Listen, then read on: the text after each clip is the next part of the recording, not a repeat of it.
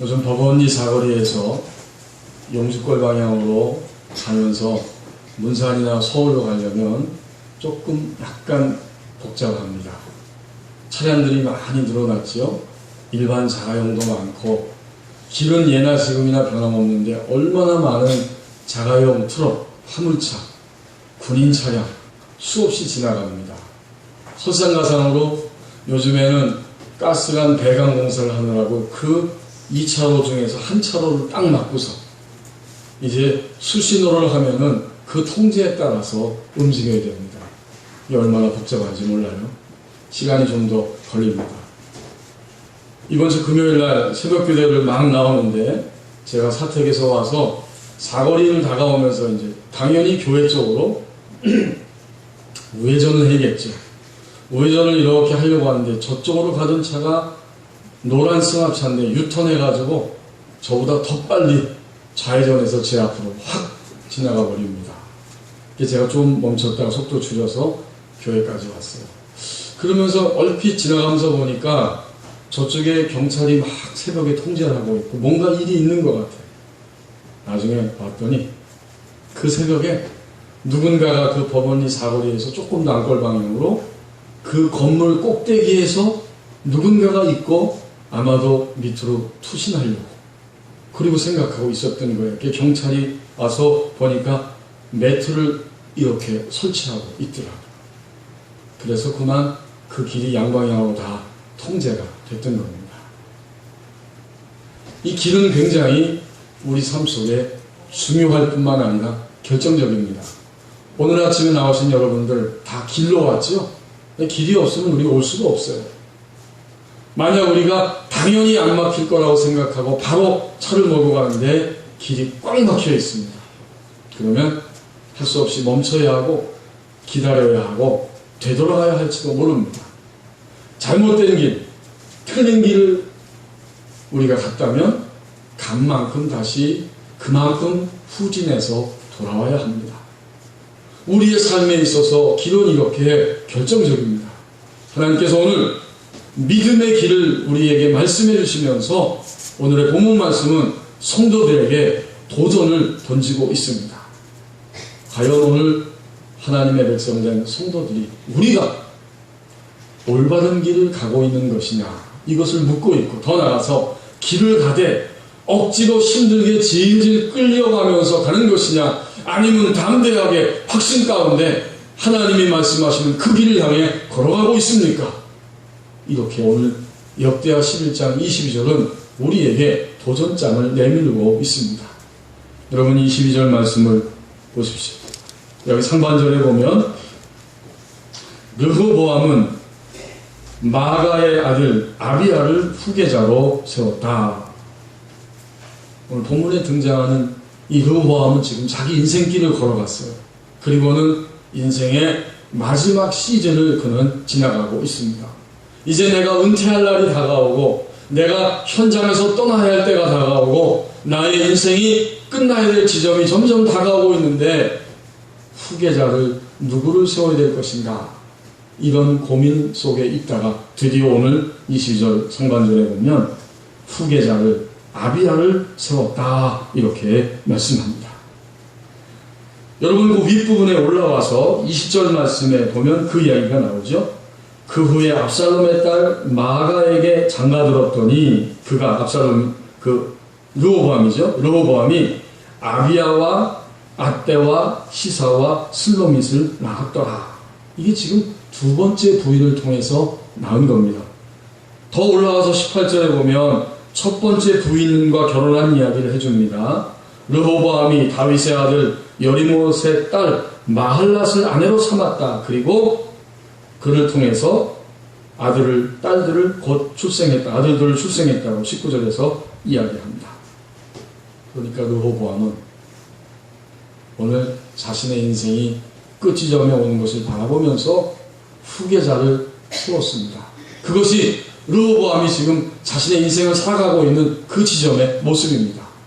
우리는 르호보암의 이 모습을 통해서 우리가 누구인가, 하나님의 백성된 성도가 누구인가를 분명히 깨달을 수 있습니다. 우리는 하나님의 구원의 역사 속에 있는 사람들입니다. 우리가 누구라고요? 하나님의 구원의 역사 안에서 살아가는 사람이에요. 저도 고등학교 졸업하니까요, 갑자기 청년부 올라가는데 모임을 막 여기저기서 만들고 너 이 모임에 들어와라. 이 모임이 좋은 모임이다. 이렇게 여러 사람들이 이야기를 했습니다. 우리 주변에도 보면 모임이 많습니다. 근데 사람들이 막상 모임이 결성되면 어떻게 되죠? 모임에 이름을 붙이고 그 단체의 특징과 의의를 찾으려고 합니다. 제가 며칠 날 보니까 법원에 중요한 모임이 오늘 있더라고요. 여러분 다 보셨죠? 율곡 중고등학교 동창회 체육대회가 바로 오늘이에요. 오늘. 이 모임은 얼마나 견고한지 제가 법원에 와서 지금 11년째 지내고 있는데, 하나님 여기 보내셔서 여기서 살고 있는데 11년 동안 한 해도 거르지 않고 이 모임이 진행됐어요. 물론 저는 그 모임에 한 번도 안 갔습니다. 왜냐하면 저는 그 학교 출신이 아니니까 갈 수도 없고 그렇지. 근데 얼마나 이 모임이 견고한지 거기다가 우천불구라고 딱 써놨어요. 여러분 오늘 보세요. 비가 오나 눈이 오나 바람 부나, 네? 이 모임은 절대적으로 한다 그 말이에요. 그렇습니다. 우리 사람들이 갖는 모임 중에 이름 가운데 아주 그 흔한 그리고 좋은 이름이 하나 있죠. 그게 바로 사모입니다. 사모. 네? 사모. 여러분 사모라는 말 많이 들었잖아요. 사랑하는 사람들의 모임이라는 거예요. 노무현 대통령을 사모하는 사람들의 모임 노사모. 그리고 지금 이 나라의 통치자인 박근혜 대통령을 사랑하는 사람들의 모임 박사모. 제가 길에 지나가다 보니까 장사모도 있어요. 저건 뭔가 봤더니 감사하게도 장애인을 사랑하는 사람들의 모임. 이게 장사모예요. 한 15년 전쯤에 제가 어느 교회에 갔더니 그 교회 그 모임이 있는데 이름을 보니까 하동인이에요. 하동인. 저건 무슨 모임인가? 어? 경상도의 하동 출신 사람들의 모임인가 보다. 그렇게 생각했어요. 근데 조금 지나고 보니까 하동인이 그런 뜻이 아니더라고요.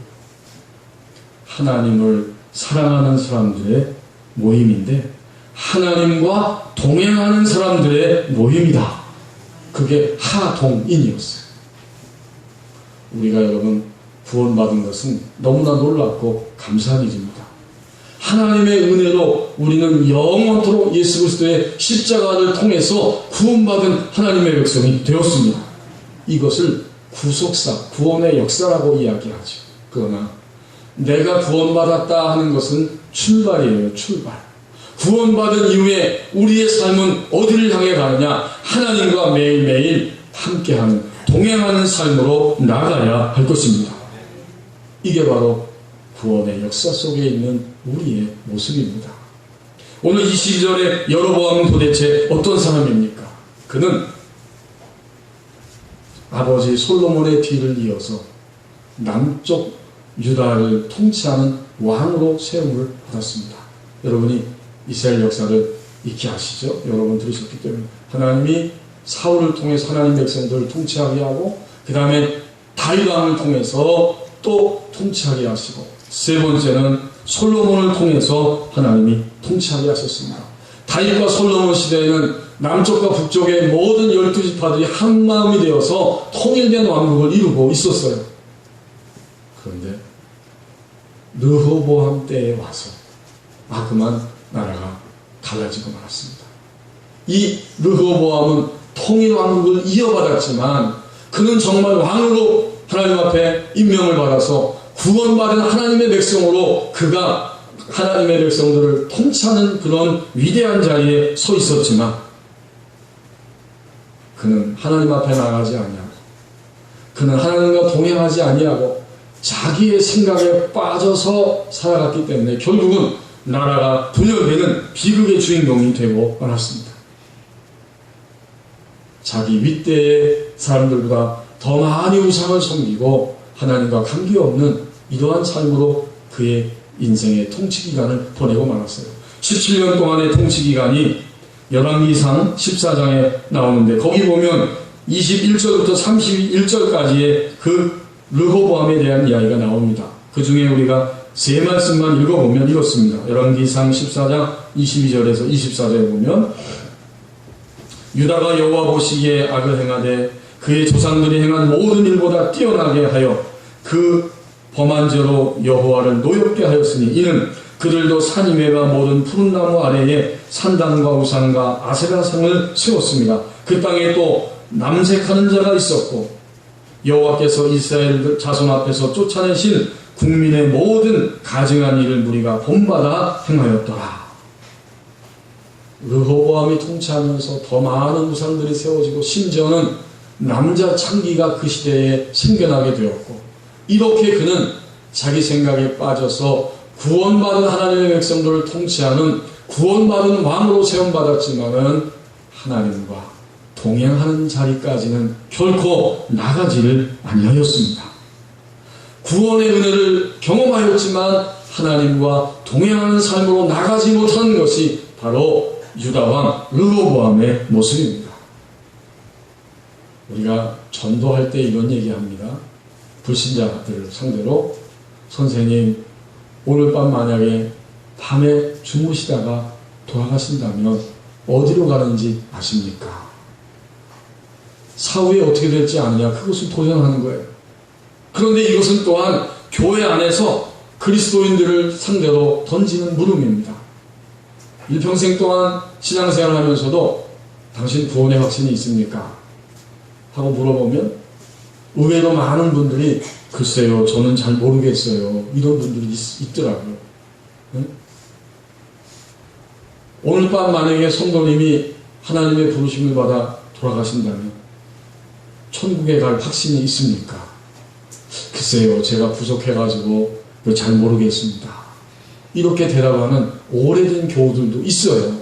아니 구원받는 것이 부족하고 안 부족하고의 문제가 아니라 우린 다 원래 부족한 사람들이고 어리석은 사람들인데 오직 예수 그리스도의 십자가의 은혜를 받아들일 때 그 믿음을 보시고 하나님은 우리를 구원해 주십니다. 이런 물음을 던졌을 때에 내가 오늘 죽는다면 오늘 밤에 죽는다면 나는 하나님의 품으로 들어갑니다. 이게 구원의 확신이지. 그러나 여러분 구원의 확신은 구속사의 역사에서 보면 출발점입니다. 우리가 이미 출발했어요. 출발한 다음엔 어떻게 되느냐? 매일매일 우리는 하나님과 동행하는 우리의 인생을 살아가야 할 것입니다. 이것이 구원의 역사 속에 있는 하나님의 구속사 속에 있는 그리스도인들, 성도들이 걸어가는 길입니다. 사실 우리는 죽은 다음에를 염려할 필요는 전혀 없어요. 우리가 종종 죽음을 두려워하지만 죽음 이후의 세계에 대해서는 염려할 것도 없어요. 오히려 우리는 왜 고통스러워해요? 오늘이 더 급합니다. 네? 오늘이 더 시급하고 사실 우리가 괴로워하는 것은 바로 오늘 당장입니다. 오늘 당장 정말 뭔가 시원하고 내가 가지고 있는 이 모든 스트레스를 한 번에 뻥 하고 날릴 만한 것이 없을까? 우린 다 이걸 찾고 있어야죠. 과연 그런 것이 있을까?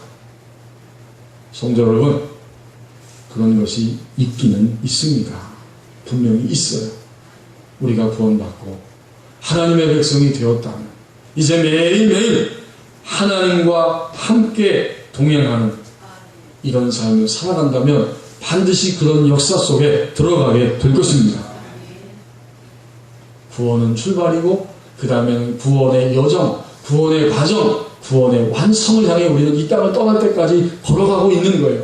그 삶은 무엇이냐? 하루하루 우리 하나님 아버지와 매일매일 동행하는 이러한 삶입니다. 그래서 하나님은 바울의 입을 통해서 빌립보서 2장 12절 말씀에서 이렇게 가르쳐줍니다. 그러므로 나의 사랑하는 자들아 너희가 나 있을 때뿐 아니라 더욱 지금 나 없을 때에도 항상 복종하여 두렵고 떨림으로 너희 구원을 이루라. 아니 지금 빌립보 교인들은 바울을 통해서 복음을 듣고 구원받은 백성이 되었어요. 근데 그들을 향해서 또 말합니다. 내가 너희와 함께 있을 때뿐만 아니라 지금 너희와 떨어져서 복음을 전하다가 감옥에 들어왔는데 내가 없을 때에도 두렵고 떨리는 마음으로 너희의 구원을 이루라. 너희의 구원의 여정, 너희 구원의 완성을 향해 끊임없이 걸어가야 할 것이다. 이게 무슨 이야기입니까? 곧 하나님과 함께 동행하는 삶을 살아가야 할 것이다. 이걸 이야기해주고 있는 거예요. 이제 우리는 이 시간 잠언자답 해보시기를 바랍니다. 요즘 여러분은 하나님과 동행하십니까? 내가 구원받은 것은 분명한데 그렇다면 이제 나는 하루하루 시간이 가면 갈수록 하나님과 동행하는 삶을 살아가고 있습니까? 요새 하나님께서 나에게 뭐라고 말씀하십니까? 여러분에게 어떻게 책망하시고 무엇을 경고하시고 무엇이라고 위로해 주시고 격려해 주시면서 우리에게 하나님의 사랑의 길을 느끼게 하시고 알게 하십니까? 만약 우리가 이런 것을 느끼고 체험하면서 하루하루 지금 살고 있다면 우리는 하나님과 동행하는 복된 길에 들어선 줄을 믿습니다. 그렇습니다. 구원받은 이후에 하나님과 동행하는 삶, 매일매일 시간이 지날수록 하나님과 더 분명하게 동행하는 삶, 이것이 바로 성도가 걸어가는 길입니다.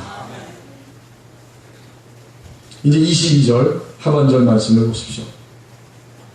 르호보암을 통해서는 구원의 역사 속에 하나님의 구속사 안에 있는 것이 우리 성도의 길이라 말씀하셨는데 이제 그 다음 후계자 아비야를 통해서 우리 성도가 걸어가야 할 길을 보여주시면서 우리는 하나님이 주시는 기회 속에 있는 사람이라고 말씀하십니다.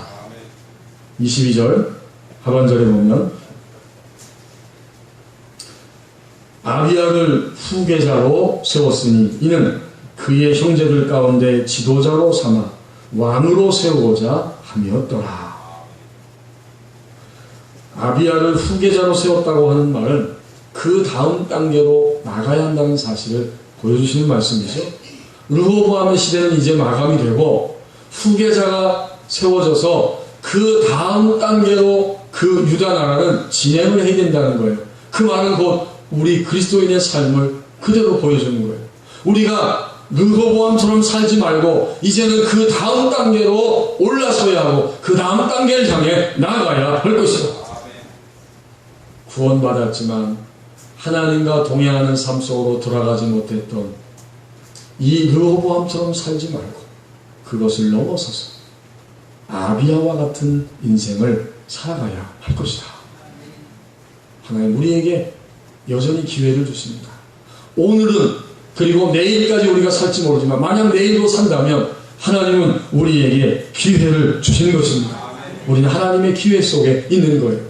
하나님 왜 기회를 주셨을까? 오늘 22절 하반절에 보면 하나님 우리에게 기회를 주신 그 목적을 두 가지로 설명해 주시고 있습니다. 하나님의 기회 속에 있는 우리의 삶은 무엇인가? 두 가지입니다. 먼저 첫째는 아비야를 후계자로 세운 다음에 뭐라고 설명하십니까? 이는 후계자로 세운 것은 그의 형제들 가운데 지도자로 삼기 위해서다. 그렇습니다. 하나님 우리에게 기회를 주셨어요. 뭐가 되라고? 익숙한 환경 가운데에서 익숙한 사람들과의 관계 속에서 진정으로 지도자, 리더가 되라고 우리를 세우셨습니다. 여러분 우리는 가까이 있는 사람들, 매일 얼굴을 대하는 사람들, 이런 사람들과의 관계 속에서 우리를 통해, 나를 통해서 예수님을 보여주고 예수님을 느끼게 하는 이런 삶으로 나가야 합니다. 이게 바로 지도자, 리더의 모습입니다. 그러니까 오늘 이 아비야는 왜 세워졌느냐? 첫 번째 부인과 두 번째 부인을 통해서 여러 아들들이 출생했지만 그 가운데 왜 아비야를 후계자로 세웠느냐? 여기 분명히 말씀하죠. 그의 형제들 가운데 지도자로 삼기 위해서다. 그래요. 첫 번째 단계는 지도자가 되는 거예요. 형제들 가운데 얼마나 익숙해요? 여러분 형제들 익숙하죠? 매일같이 얼굴 보고 서로서로 흉어물도 나눌 수 있고 가까이 있는 사람들이에요. 우리가 익숙한 환경입니다. 그런데 이렇게 가까이 있고 익숙한 사람들과의 만남 속에서 리더가 되라고 요청하시는 거예요. 그래서 우리를 지금 이렇게 살려두고 기회를 주신다는 겁니다. 어떤 리더? 예수님을 느끼게 하고 예수님을 피차에 보여주면서 서로 공급을 받아서 하나님의 나라를 이뤄가는 이런 리더로 살아가야 할 것입니다. 여러분, 아비아와 같이 우리는 가까운 사람들과 매일 살아가고 있잖아요. 가족들, 친구들, 친척들, 이웃 성도들. 근데 우리는 뭘 느낍니까? 우리는 가만히 집에 돌아오면서 생각해보면 그 친구 참 똑똑해. 그죠? 또는 그 친구 참 야갔어. 이런 말들 합니다. 또 뭐라고 말해요? 그 사람 참 좋은 사람이야. 반대로 그 사람은 겉모습은 번지르한데 정말 몹쓸 사람이야. 이런 이야기 하시잖아요. 먼 사람 두고 하는 얘기 아니라 매일매일 만나는 가까운 사람 두고 하는 이야기예요. 여러분들 어떠세요? 가정에서 법원이 교회 아무개 목사 안 되겠어. 이런 얘기 하시잖아요. 또는 오늘 목사님이 설교 괜찮게 했네. 그래도 우리 목사님이 좀 괜찮은 사람인가 보다. 아마 혹시 이런 얘기 하는 분도 있을지 모르겠어요. 우리는 얼굴을 대하고 가까이 있는 사람, 익숙해요. 오늘 이 아비아는 형제들과 익숙한 관계 속에 있습니다. 근데 그 중에서 리더로 세웠다는 것은 하나님이 오늘 분명히 말씀하시는 거예요. 너희의 인생을 살면서 가까이 있는 사람들, 리더로서 서로에게 예수님의 사랑을 느끼게 하고 공급하고 보여주는 진정한 리더로, 지도자로 살아가야 할 것이다. 거기에 공급이 있어요. 우리가 아무리 친하고요, 아무리 가까이 하고 커피를 마시고 좋아 지내도요, 그리스도인들은 반드시 가까이 있는 사람들을 통해서 예수님을 만나야 하고 예수님을 느껴야 하고 서로에게 공급을 받는 이런 관계로 나가야 합니다. 이런 사람이 되라고 우리에게 지금 기회를 주고 계시는 거예요. 어떤 부인이 자기 친구에게 남편에 대해서 답답해하면서 불만하는 소리를 쏟아냈습니다. 이 남편이 지금 40대 초반이고 회사에 다니는데 열심히 일합니다. 굉장히 열심히 일해요. 아침 저녁으로 회사에 충성하고 있어요. 심지어는 휴일인데도 집에 있기보다는 회사 가는 게 더 좋다고 열심히 가서 일을 합니다. 그리고 남편의 말은 내가 가족을 사랑하기 때문에 가족을 먹여 살리기 위해서 나는 이렇게 성실하게 일한다. 이게 다 가족을 위한 것이다. 그렇게 말하는 거예요. 심지어 휴일이 돼서 일을 나가니까 초등학교 2학년 된 아들이 전화를 해가지고 아빠 오늘 휴일인데 집으로 놀러와. 이렇게 전화를 했다는 거예요. 이게 얼마나 답답합니까? 여러분 상상이 되십니까? 너무 화가 나서 이 부인이 친구에게 하소연을 한 것을 제가 책에서 글에서 읽어보았습니다. 만약 남편이 매일같이 회사 나가는 것이 남편의 일이라고 하면 적어도 아내들에게는 3명의 남편이 필요하다. 그렇게 이야기하더라. 첫째 남편, 돈 잘 벌어다주는 남편. 두 번째 남편, 아내의 이야기를 잘 들어주는 남편. 세 번째 남편은 아이들과 잘 놀아주는 남편. 적어도 3명의 남편이 나에게 필요하다. 여기 웃는 여자분들은 공감이 되시는 것 같아요. 나에게도 3명의 남편이 있었으면 혹시나 여러분 가까이 있는 가족들, 오늘 우리가 매일매일 얼굴을 보는 익숙한 환경에 있는 사람들, 그들 속에서 우리 자신은, 우리 모두는 예수님을 보여주고 느끼게 하면서 정말 하나님 나라를 위해 피차 격려하고 그렇게 살아갈 수 있는 진정한 리더가 되어야 할 것입니다. 하나님이 그렇게 살라고 우리에게 오늘 기회를 주고 있습니다. 그 다음 두 번째는 22절 끝부분에 보면 지도자로 세워질 뿐만 아니라 이제는 뭐예요? 왕으로 세우고자 함이었더라. 영어 성경에도 보면 이 두 단계를 딱 콤마를 찍어서 구분해 놨어요. 주요한 지도자 그리고 왕, 이렇게 구분해 놓았습니다. 그러니까 이것은 하나님 우리에게 기회를 주시면서 점점 이 단계를 밟아 올라가는 겁니다. 왕으로 삼았더라. 이제 범위가 달라졌어요. 이제 익숙하지 않은 환경이에요. 모르는 사람이고 내가 처음 경험하는 것이고 또 경험했지만 쓴맛이고 너무나 두려운 것이고 도저히 감당할 수 없을 것 같은 일들이 우리 가운데 찾아옵니다. 어쩌면 이 자리에 예배하는 우리 교우님들 가운데 지금 그런 고통 가운데 있는 분들이 있을 거예요. 이것만큼은 도저히 내가 어떻게 할 수가 없다. 난 너무나 속이 상하고 힘들어서 과연 하나님이 나를 사랑하고 나와 함께 하시는 것이 맞는가? 이럴 정도로 어쩔 수 없는 이런 환경을 지금 지나가는 분들도 있을 것입니다. 그러나 여러분 오늘 말씀을 분명히 보십시오. 하나님 우리에게 기회를 주셔서 지도자로 리더로 세우실 뿐만 아니라 이제는 전혀 익숙하지 않은 모든 환경과 일들과 사람들을 만날지라도 그 모든 것들을 하나님의 말씀으로 다스리는 왕이 되기를 원하십니다. 성경의 왕의 이야기는 오직 한 가지를 우리에게 분명히 보여줍니다. 성경에 등장하는 수많은 왕들은 우리 성도들의 영적 신분이 왕이라는 것을 보여주시면서 내가 왕이라고 하면 구원받은 이후에 너는 이제 모든 것들을 하나님의 말씀으로 넉넉하게 다스리는 사람으로 살아가야 할 것이다. 이게 바로 왕들의 이야기고 저와 여러분의 이야기입니다. 여러분 어떠세요? 지금도 그렇지요?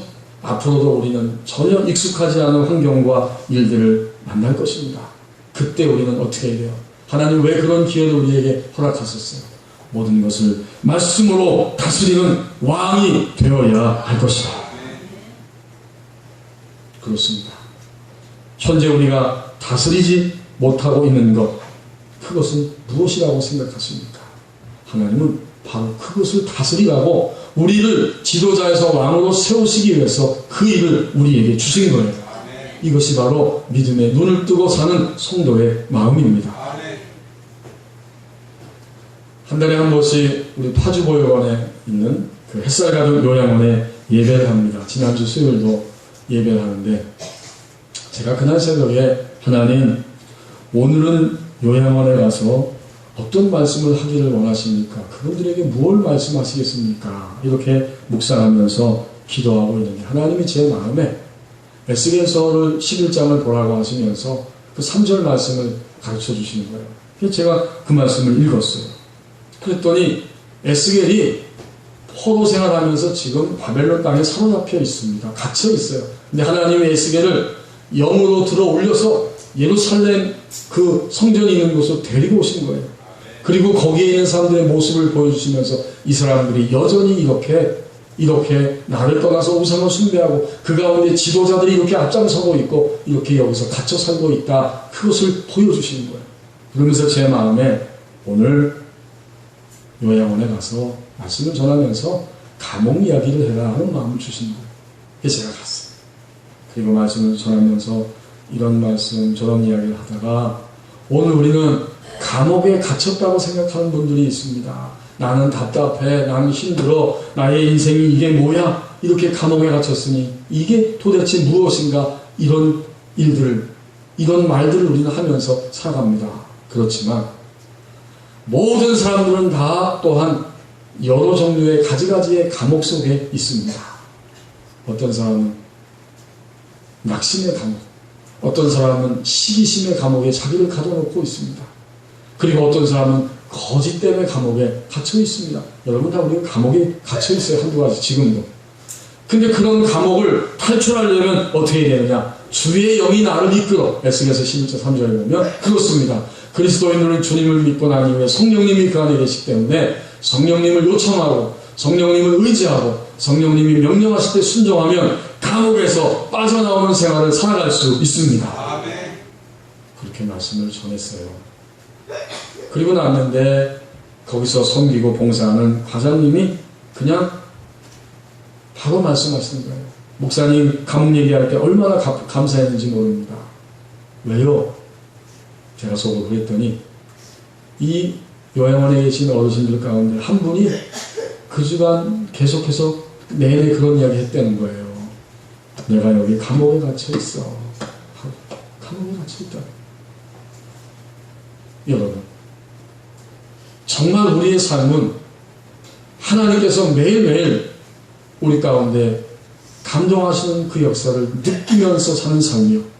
마침내는 하나님께서 왕이 되어서 모든 것을 다스리라고 우리에게 기회로 주신 삶입니다. 여러분의 감옥은 무엇입니까? 현재 여러분을 다 가둬놓고 하나님 말씀을 절대 신뢰하지 않게 하고 하나님 말씀대로 순종하지 않게 하고 버팅기고 대적하게 만드는 그런 감옥은 도대체 무엇입니까? 오늘 그 감옥을 한 가지 아니면 두 가지씩 발견했다면 정말 그 감옥을 빠져나와서 주님의 말씀으로 우리 자신을 다스리는 진정한 성도의 길을 걸어갈 수 있어야 됩니다. 저희 교회 새벽기도에 타 교회 교우님들도 종종 나오십니다. 계속 나오는 분들이 있어요. 근데 그분들은 이 법원리 지역에 있는 교회 출석하는 분도 어쩌다 나오시긴 하지만 또 금천이나 문산이나 또는 일산의 그 교회를 주일날 출석하시고 새벽에는 우리 교회 나오시는 분들이 있어요. 오랫동안 기도 몇 개월 우리 교회 어떤 여자 집사님 나오셨는데 그분의 이름도 모르고 뭐 어디 교회 다니는지도 몰라요. 근데 그분이 열심히 성에 나와서 기도하시고 근데 지난 주간에 헌금을 드렸어요. 하나님은 그 마음을 감동하신 거예요. 그래서 이 교회에 헌금을 해야겠다 해서 이렇게 헌금을 해서 기도 제목과 함께 올렸습니다. 그래서 제가 앞에 설교 끝나고 이제 기도하기 위해서 그걸 딱 놓고 기도했어요. 근데 그 교회 이름이 슈퍼맨 교회입니다. 슈퍼맨 교회 재밌습니다. 제가 나중에 기도 끝나고 가만히 여기서 기도하고 있는데 슈퍼맨 교회 참 이름이 재밌다. 제가 궁금해가지고 나중에 서재에 올라가가지고 출근해서 슈퍼맨 교회 딱 쳐봤어요. 그랬더니 그 네이버에 핸드폰에 뜨는데 저 일산에 교화에 슈퍼맨 교회가 뜨더라고요. 개신교 슈퍼맨 교회. 근데 여러분 슈퍼맨 교회가 재밌는 이름인데요. 가만히 보니까 바로 그 교회 이름 안에 성도들이 가야 하는 길이 보여집니다. 그 교회는 그 이름을 지으면서 성도들이 이 시대 속에서 가야 할 길이 이런 길이다 라고 마음에 품고 교회 이름을 지었겠다라고 하는 생각이 들었습니다. 여러분 성도에 가는 길은 무엇입니까? 우리는 하나님의 구속사 안에 구원의 역사 속에 지금 있는 사람들입니다. 이미 구원 받았어요. 그렇다면 우리의 길은 끊임없이 하나님과 매일매일 성령의 감동을 느끼고 보면서 동행하는 길로 나가야 합니다. 이게 구원의 역사를 향해 가는 완성의 길이에요. 이제 하나님 우리에게 기회를 주셨어요. 여전히 기회를 주고 계십니다. 우리가 가는 길은 하나님의 기회 속에 있는 사람들입니다. 그것이 우리의 길이에요. 익숙한 환경에서 예수님을 느끼게 하고 보여주고 전혀 익숙하지 않은 곳에서 정말로 이제는 지도자와 리더의 자리를 넘어서서 모든 것을 말씀으로 다스리는 왕으로 살아가야 할 것입니다. 그렇게 되면 어떻게 돼요? 슈퍼맨처럼 되는 거예요. 정말 슈퍼맨이 되어서 모든 것을 이기고 항상 이기고 모든 것을 감당하고 항상 감당하고 말씀으로 다스리는 왕으로 살아가게 될 것입니다. 이것이 성도에게 보여주신 길입니다. 기도하겠습니다.